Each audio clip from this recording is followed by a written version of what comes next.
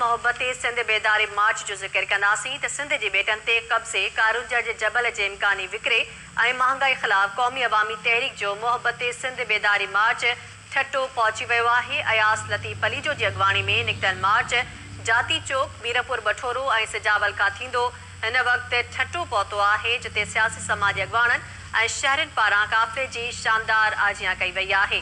अवांखे ॿुधाईंदासीं त कंडकोट खां निकितल मार्च मुख़्तलिफ़ शहरनि खां थींदो सुभाणे कराची पहुचंदो।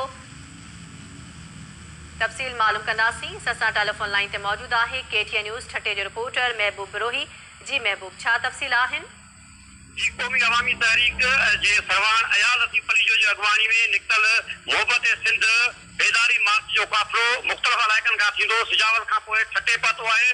ठट्टे में मुख़्तलिफ़ जेके सियासी समाजी धुरियुनि, civil society, STP, JUI, function league, वकील बिरादरी, मलाइन, औरतनि, शहरियुनि ॿारनि पारां भरपूर नमूने सां इस्तक़बाल कयो वियो आहे। उन इस्तक़बाल खां पोइ ठट्टे जे सर्किट चौक खां मेन रक्षा स्टाफ ताईं पैदल अयाल लतीफ़ पलीजो जी अॻवानी में सभई माण्हुनि एहतियाजी रैली करी क़ौमी शाइरा ते धरणो आयो आहे, जिते अयाल लतीफ़ पलीजो मीडिया सां बि ॻाल्हि ॿोल कई आहे। हिन वक़्तु ख़िताब करे रहियो आहे जेके एहतियाजी मार्च ऐं बेदारी मार्च जे काफ़िले खे रैली के ठट्टे जे मेन रक्षा स्टाफ ते अयाल लतीफ़ पलीजे मीडिया सां ॻाल्हाईंदे ख़ासूसी तौर ते KTN न्यूज़ सां हुन ॻाल्हि ॿोल कई आहे। हुनजो चवणु हो त सॼी सिंध हुकुमरान जी ग़लति पॉलिसियुनि फ़ैसिलनि ख़िलाफ़ ॿाहिरि निकिरी आई आहे। अॼु मूंखे ॿी सिंध नज़र अची रही आहे, जिते समूरियूं धुरियूं जेके आहिनि सिंध सां थींदड़ ज़ियादतियुनि, सामूंडी बेटनि ते कब्ज़े, कारूंजर जे मामले तोड़े वसीलनि ते थींदड़ जेका आहे फुरलुट वारे मामले ते गॾु आहिनि, मुतफ़क़ आहिनि। मोहब्बत सिंध बेदारी मार्च सॼी सिंध में हुनजी भरपूर जेका अजा करण ते हुन सिंध जे माण्हुनि जो शुक्रियो अदा कयो ऐं हुन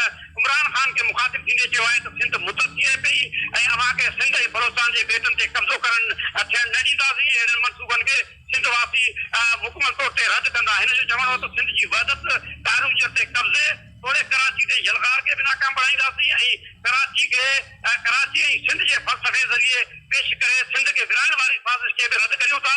सिंध हिकु आहे ऐं कराची सिंध जी दिलि आहे। अयाल लतीफ़ पलीजे जो चवणु हो त सिंध जी टुकड़े टुकड़े जी हिफ़ाज़त कंदासीं।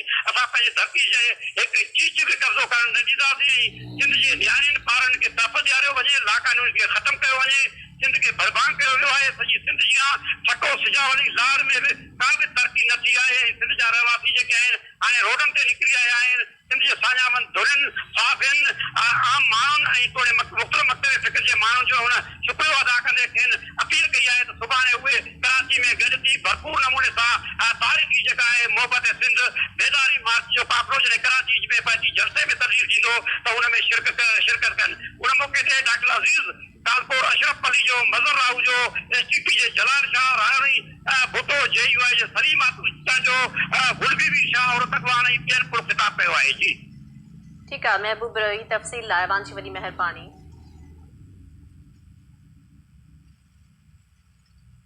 ॿिए पासे